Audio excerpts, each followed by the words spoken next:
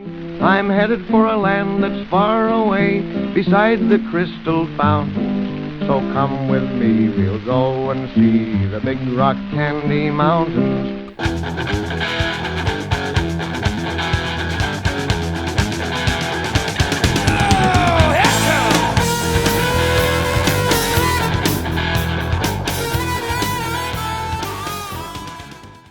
And we're back. This is the Great Classic Rock Debate. My name is Kenny. And Paul, and I have no qualifications. I'm Carson Daly. I mean, Steve. And we talk anything and everything classic rock. If you happen to be watching right now, please like, comment, and subscribe. We will appreciate that. And if you get a quick moment, check out our sister channel, which is the Great Classic Movie Debate. Just getting started over there still, but we're ramping it up and getting some good discussions over there. Now, for tonight, one of you guys had thrown this out, and I really like the idea, so we'll go in this direction. We're going to probably just sort of go decade by decade, but tonight we'll stick with the 60s, and we're going to choose the artist. I don't want to put words in anybody's mouth, so the way I understood it was we're going to choose the artist who, I don't know, is it the best classic or the artist that left the biggest footprint, or how do you want to do it? Well, hold on. I thought we were going to talk about the other thing first. We will, but I want to just get this out first. Oh, okay. Steve, it was Steve's idea about the. To me, it's the artist that defined that decade, and had probably the biggest impact. When you think of that decade, what's the one band or musical artist that sticks out? Good. I like that, because if there's no parameters at all, there's so many bands that you can include in that. So we'll do it that way. Okay. And Paul, what you were just alluding to is yesterday Tina Turner passed away. I would like to make a habit, just moving forward with no exceptions, every time any rock icon, I mean, Tina Turner is probably not really a classic rock artist, but she's an icon, no question. I'd like to at least devote just a few minutes to that, because, listen, at our age, and we've got to be realistic, most rock stars that we grew up on are 15 or 20 years older than us, and they lived hard lives. The kind of lives that will put a lot of years on you at a short amount of time. So moving forward, this is not going to be uncommon. A couple of years ago, when Eddie Van Halen died, it was like this gigantic reality check for me. I'm going, oh my gosh, we're not kids anymore. It just seems so crazy. So Tina Turner was, I think 83 is what they said, 83 or 84. Yeah. And she had some health issues, cancer, I think intestinal cancer and a few other things. So she had been sick for the past few years. It wasn't a sudden thing or anything like that. But if anybody has any kind of personal experiences or just personal stories or whatever that they want to add, please feel free. I'm going to tell this quick little anecdote, and that's this. Having grown up in the 70s, and Paul, you can probably relate to this. I mean, I know that Ike and Tina Turner started in the 60s, but that we were born in the 60s. We didn't grow up in the 60s. So growing up in the 70s, really the only thing I knew was their version of Proud Mary. Okay. And even as a kid, I did not favor cover versions. So although I will go so far as to say, I appreciate the fact that they did their own thing with it, didn't just try to copy, Creedence Clearwater, I still thought it was an inferior song. So when I would hear it, I would say, I'm 10 or 11, I guess. I would hear it and I would say, yeah, it's okay, but I'd rather just hear the original personally, And I didn't know any of that backstory that eventually came out in the movie. I didn't know any of that. So throughout the 70s, Tina Turner was sort of virtually non-existent to me. She wasn't hitting the charts or anything. So in 1984, and I think she was about 45 at that time, she just comes out of nowhere with this album. It's so good, and it goes to #1, and there's all these #1 songs. And at 45, she looks amazing. And so I'm just going, how in the world did she stay undercover for all these years? And again, once you see the movie, it tells the story and it makes sense of it. But anyway, that was it. I was glad that she finally got her due because she's really awesome, and sad to see her go. But anyway, Very sad. My experience was I can't remember when HBO started. Okay, I can't remember. mid-70s, I'm thinking. Mid-70s, 76, 77, maybe. Yeah, about that right. sounds right. So at some point, I saw Tommy on HBO because it's the only place I could have seen it. Couldn't have gone to the theater. So I saw it. And I was like, wow. So you have this movie of all white male rock stars, and you have this really beautiful black woman with this powerful voice. I'm like, who is this woman? And I'm like, and I have cousins who are older, and they knew a lot about music. Oh, that's Tina Turner. She used to be with her husband. And now my cousin told me that she likes to cover other rock songs. I've never heard them, but like she was willing. I mean, since black people invented rock and roll, the rock and roll genre anyway, why is she not? So evidently she was kind of like Denzel Washington, who just said, hey, I'm going to do sci-fi. When was a black person ever in sci-fi movies? Denzel Washington did. And you give him credit for just, I don't care what the genre is. One of the greatest actors of all time. Tina Turner, same thing. I don't care what genre it is. I've got that. She's kind of like that in the same area as Joplin. So why not her? And it's one of these things like, I don't know if we went back and got her albums from that time. I don't know what we would hear. I don't know. Go ahead, Steve. That's my take on. Well, I was born in the late 70s, so 77. So yes, you were.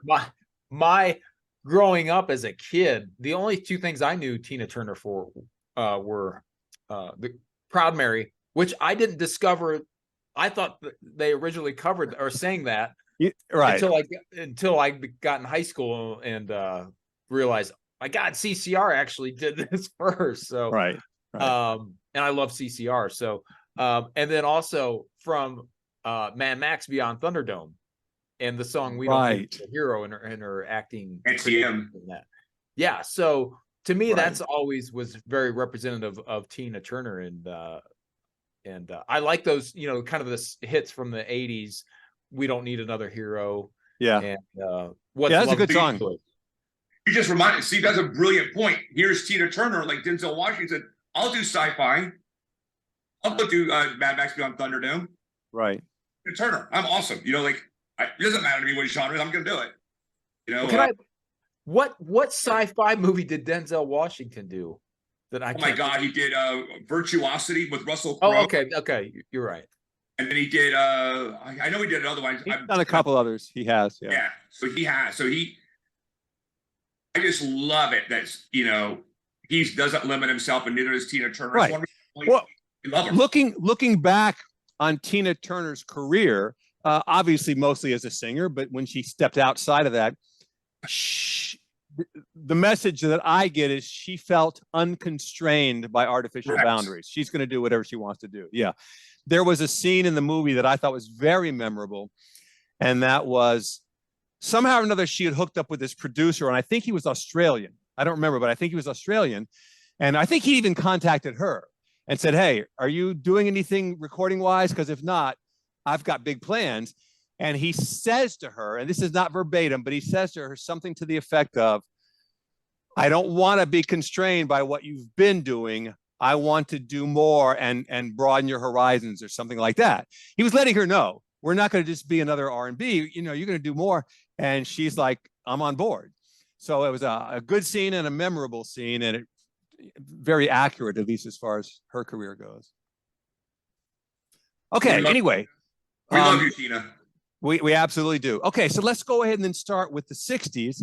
And again, our topic is going to be, who is the artist? You don't have to limit this to one, guys, because obviously we want to discuss more than one artist, and plus there's one really obvious choice. Yeah. So we don't want to be stuck at that. But artist or artists who impacted the entire genre, impacted rock music most significantly, or as I said earlier, who left the biggest footprint throughout the 60s. Who wants to start us off? Let Steve go.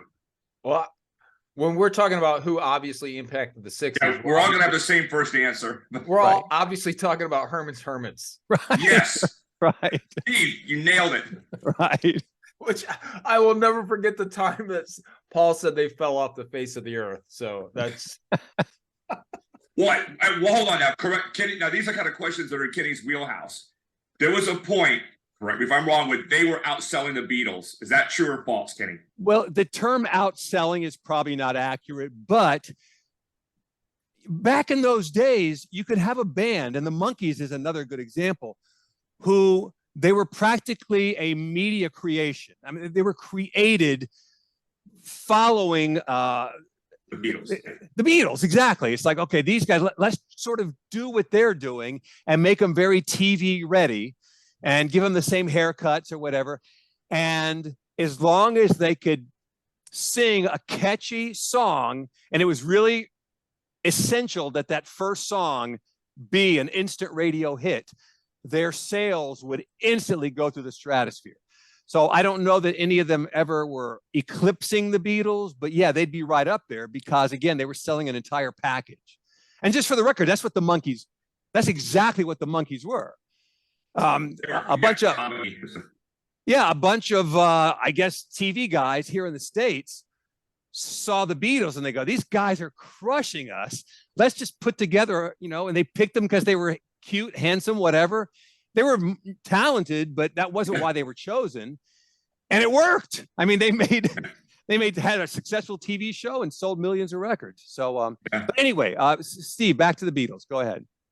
Or back to Herman's Hermits. He never said Beatles. No. I just always had this picture of Herman's Hermits actually falling off the face of the earth when Paul said that statement.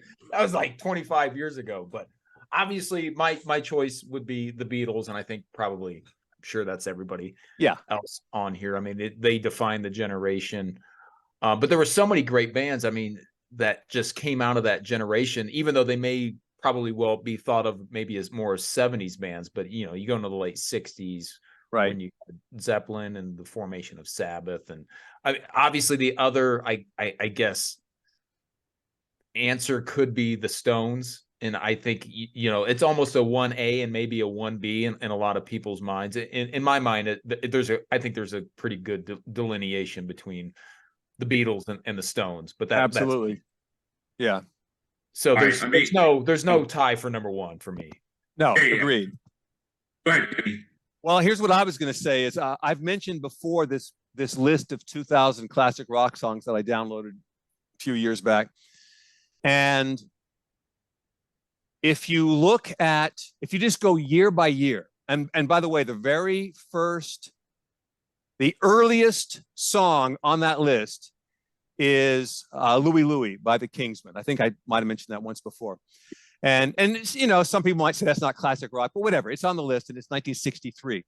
But if you put that list in chronological order and start moving forward through the 60s, the number of Beatles songs will just blow you through the wall. It's like, oh my God, there's so many. And Steve, you're right. The Rolling Stones, they've got a significant contribution, but it's not even close. It's not even close. So yeah, the Beatles. And having not grown up in that time period, and you guys were infants when that was correct. Made, so yeah. Just to set the record straight, but right. I always heard that the Stones were always kind of known as the bad boys of rock and roll during the 60s. So right, they may have had a little bit harder edge to them than the Beatles. They did. They actually had probably a harder image too.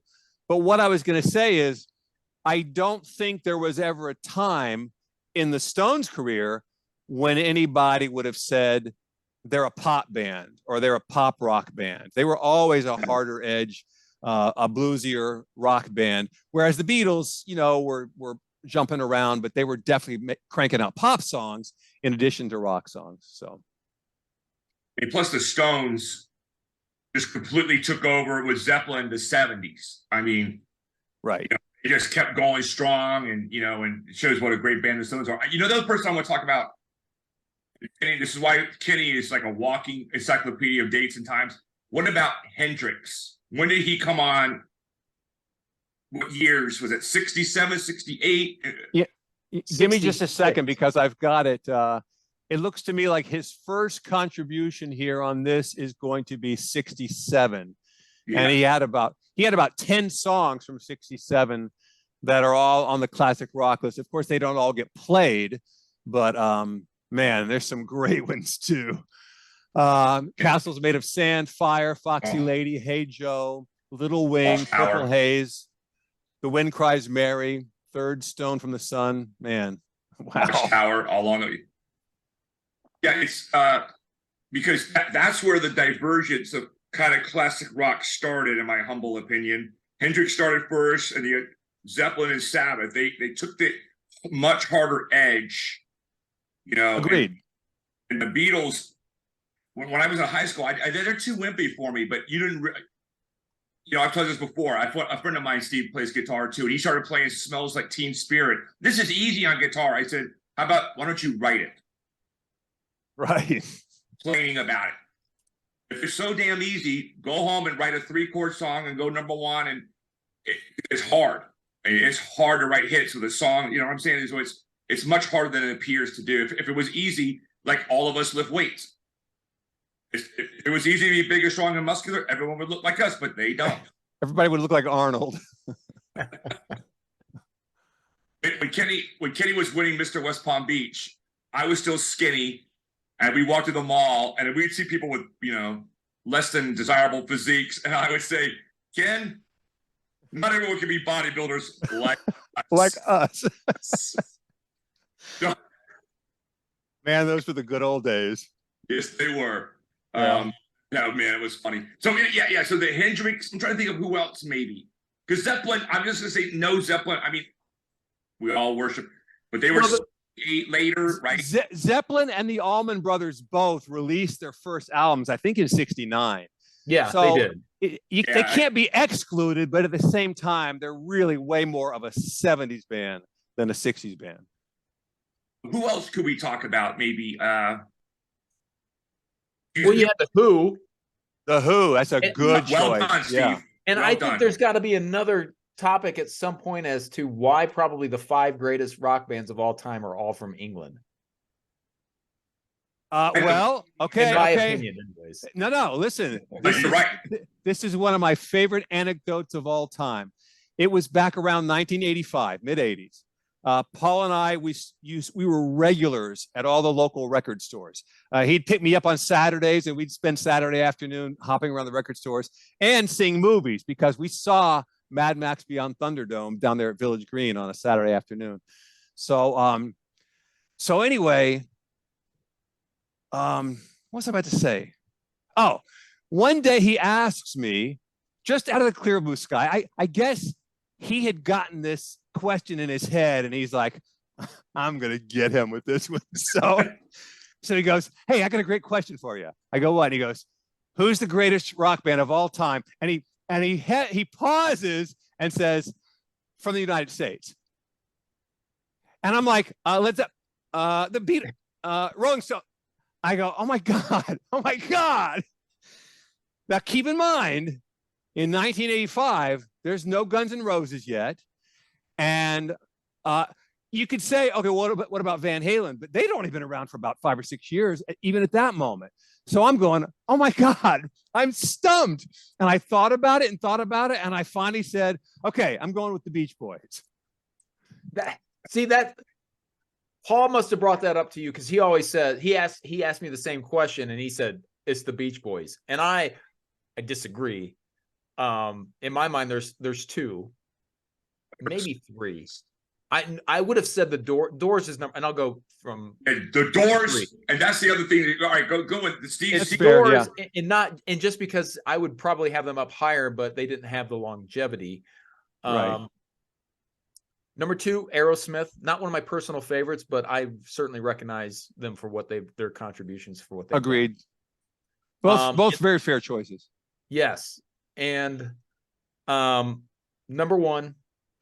And I'm also a big Kiss fan, so that maybe they're up there as well. But I was going to say the Eagles, and I know Paul's not a big fan, but I am a massive Eagles fan. And yeah, with Glenn Frey being my favorite of the Eagles, anyways. So yeah, I'll go along with that. Did you ever see that episode of Miami Vice that he was in? Oh, of course. Yeah. yeah. Yeah. It's my favorite Classic. TV show of all time. Yeah, the best. Yeah. All right. Well, anyway, those are great choices. Can't just. The reason is because in England they didn't have to worry about the racism thing. They're like, I don't care if they're black. We're just gonna play what they want to play. And they realized that was cool.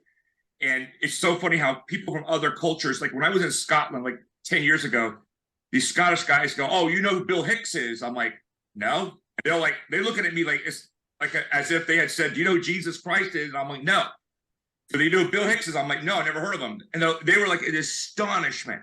So he's this comedian. He died of cancer. And I started looking up. He's really, really funny. Evidently, over there in Scotland, he's a huge underground cult guy. And he's been for 15 years. So it's amazing how like Clapton and Beck and Page and Plant, all those guys got all these blues and Chuck Berry, and they just started to learn to play that. And people, the only person in America who was white played that stuff was Elvis. That's it. Right.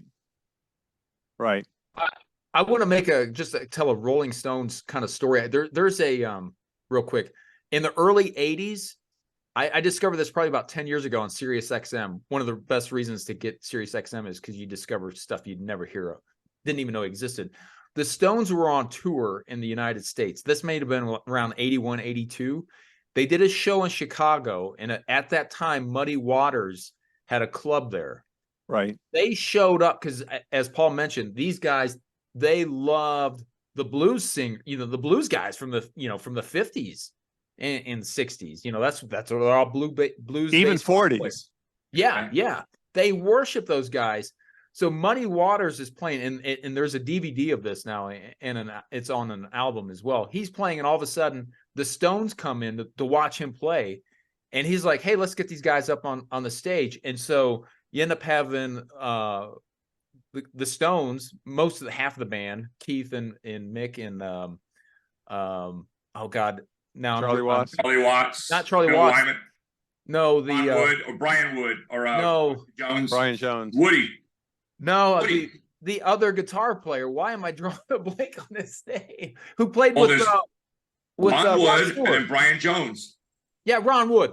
Okay. So they call him and they play probably about 3 or 4 songs, and it is one of the greatest sets you'll ever see. It's totally awesome. And if you ever get a chance, you find the clips on YouTube, but you can also buy the DVD and the album. So. I think it's called it's Live at the Checkerboard Lounge with Muddy Waters and the Rolling Stones. It's awesome. Sounds good. That's my Stones story. Okay. That's cool. Yeah. Okay. So listen, you just made me think of something that I was going to mention before we got done tonight anyway. So I'll go ahead and say it now. So I'm going to sort of shift gears from bands to songs. All right. Songs that left a big footprint. All right. So this particular song, for me, probably one of the most significant rock songs of the 60s, and it's House of the Rising Sun. All right. Now, the Animals, they probably only had a handful of what you would call hit songs, and I think most of the other ones are not near as memorable as this. But the reason that this one is really significant, at least for me, is because this was actually originally a blues song from like 41 or something like that by a guy named Leadbelly. Yep. It was, that's his nickname. His real name was something or other, Ledbetter, I think. But Eric Burdon and the Animals took that, and I got to tell you, how they took that and turned it into what they did is amazing in and of itself. But that song, House of the Rising Sun, it's not just that it's a great song. It leaves an impression. You continue to hear it in your head even after the song is over. It's got just that that indescribable quality about it. But I really feel like that was one of the more significant classic rock songs of the decade, even if the Animals were not necessarily a top 10 classic rock band. Oh, I agree. That's a killer track. What's amazing about it is when you listen to it, I mean, Eric Burdon sounds like he's probably in his 30s, in that time. But I'm guessing, because I've seen the music video, they restored it in 4K, and that's on YouTube as well. Right. It is awesome in the what they did with it. But he can't be more than 22, 23 years old. I was going to say 22. And he's the voice. The voice. It sounds like he should be in his 40s. I mean, that's like an older, middle-aged or older man, not a young guy. Yeah. If for nothing else, watch the video, because you're just amazed by how young he looks and the voice that he carries. So it's pretty impressive. With any of these songs, like "Fortunate Son," like any of these songs, we're always hitting these Creedence songs, right? But the nanosecond you hear the two notes, Steve, you're too young, but Kenny and I just revert. Like, we lived through it. You know, we remember the KIAs on TV every day, Americans killed, and the bombing, and it was like, and the hippies going, but like as soon as I'm not you go back, you can't stop yourself. Just if you hear this song, you just can't stop yourself, or that incense, peppermint, just like, okay, there. Right. It's like our brains are so hardwired. I don't know. It's hard to explain. No, you're right. Would you say that that's the definitive song of the 60s, or is that what we're trying to get at? Because I mean, there's a lot of good. That was voted. I saw that voted, and since that was some stupid thing said that was the most informative song of the 60s or whatever. Incense and Peppermints? Yeah. I didn't know that. Never heard that before. I would say that. I'm just saying they did say it. Like, fair enough, because you guys heard me talk about DJing. 20 or 25 years ago, I picked up a CD, best party hits of the 60s or something like that, and Incense and Peppermints was on there, right? I've never had that song requested, not once. Not once. So I don't know. That's the song that you don't go to a party. That's a song you're with your girl, you're having fun, you're listening, drink a little wine or whatever. But yeah. Oh, there's so many to choose from. No, absolutely. That's the whole point, Steve. There's so many, like, yeah. Like if you think about, okay, what's the song that kind of defined hard rock or started hard rock? I mean, you'd have to go to Steppenwolf, I think. I agree.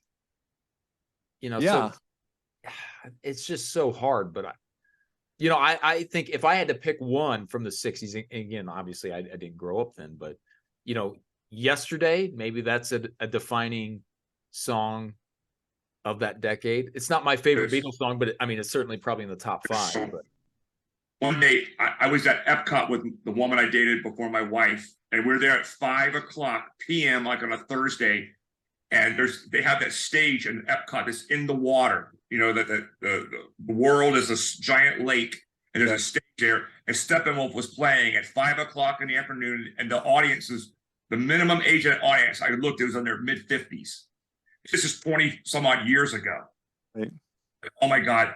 I'm sure they paid John Kay a pretty good wad of cash to be there at 5 p.m. on a Thursday afternoon to play. But I was like, wow, getting old.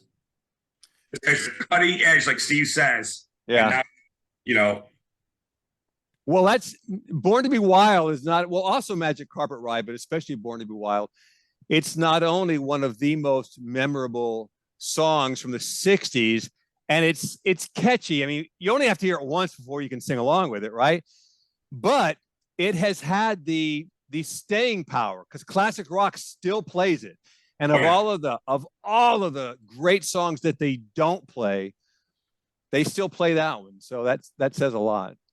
On the album Electric by The Cult, they cover that, and it is smoking. It is like, oh my God. They do something different with it, but it is just, this could be Steve and I's #1 album of all time. Oh yeah. Hands down. It's definitely in the top 3 for discussion. Yeah. And maybe non-Zeppelin albums of all time. But it was like, and the way this guy drums on it, it's just like, I was like just overwhelmed the first time I heard it. I was like, oh my God, this is effing tremendous. I didn't hear that song until their version of it until probably about 15 years ago. And I was like, how have I never heard this song before? That the guitar solo on their version is, oh my God, it's Billy Duffy, yeah. Kenny and I, he probably doesn't remember. We walked into Specs one day at one of these noon times, and a buddy of mine from high school and elementary who played in the NFL was there. This giant black guy who's really cool, Gary. I remember him.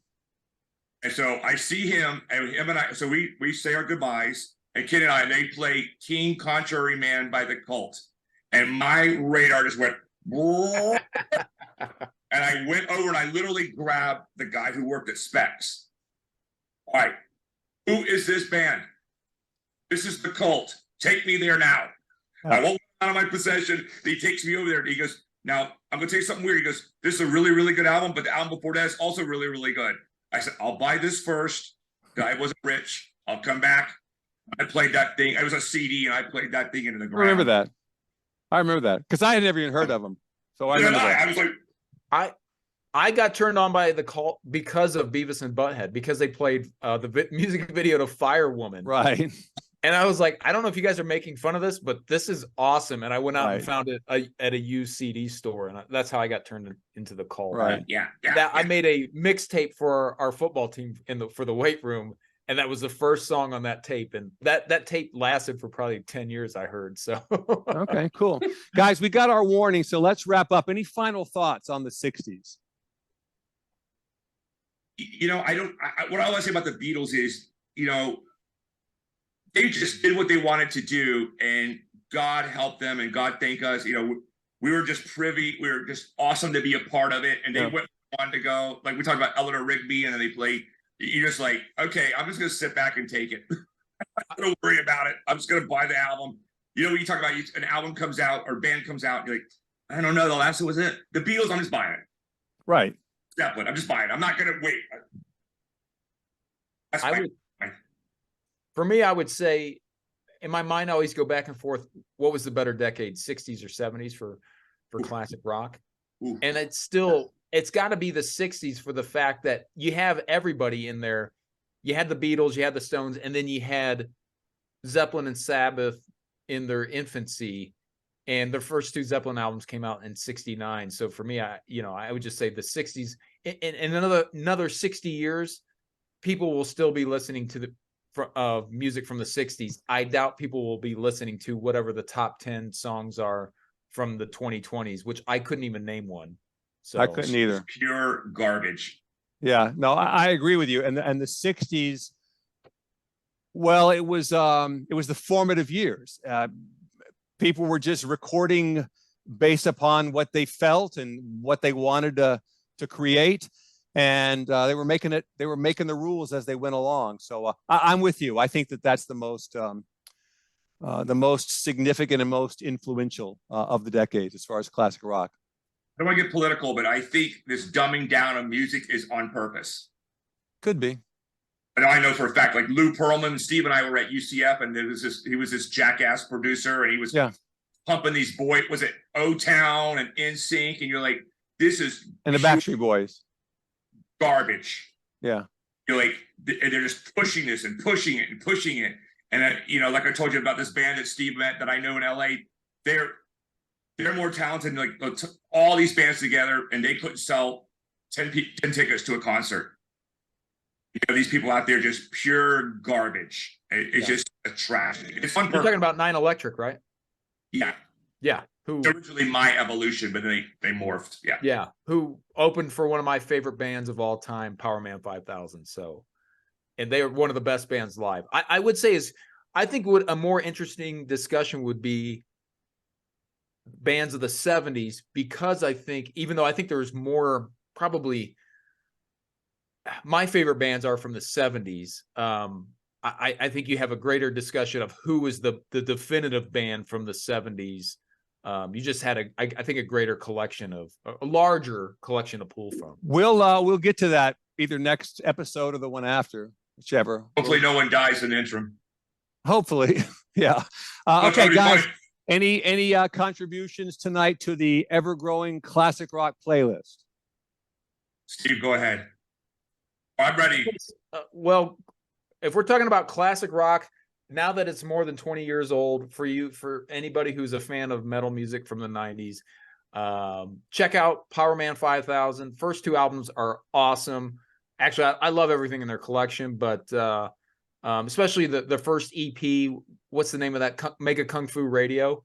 Oh That my is God, yeah. came out in 97. So to me, that's now classic rock. That's like 26 Kenny years has old. no idea what we're talking about. Yeah. So No. It's a I'm gonna great say mix of rap and metal. It's a rap metal kind of album, but Okay. more It's metal than awesome. rap. So, but go back in the Cult Electric 1987, is it? yes, Yeah. Steve and I's #1 album of all time. not one bad song on that entire album. It's just tremendous. Kenny? Okay, so I'm just going to nominate as a tribute to Tina Turner the song. You guys both know the song, "Better Be Good to Me." It's a known song. It was a hit, but it's not a classic rock song so much. But you know, it has a rock element. Plus, on the video, I don't know if you remember, but that guy from The Fix, I think his name was Cy Kernan. Yes. Yeah, he comes out and shares the stage with her. They're kind of singing it together, whatever. But I always liked that song. It's one of those songs that was a big hit in the moment, but it's not a song you hear anymore these days.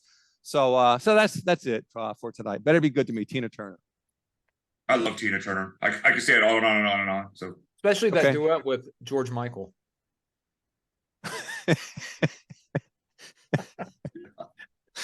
Okay, that's going to be it for this week. This is the Great Classic Rock Debate. I'm Kenny.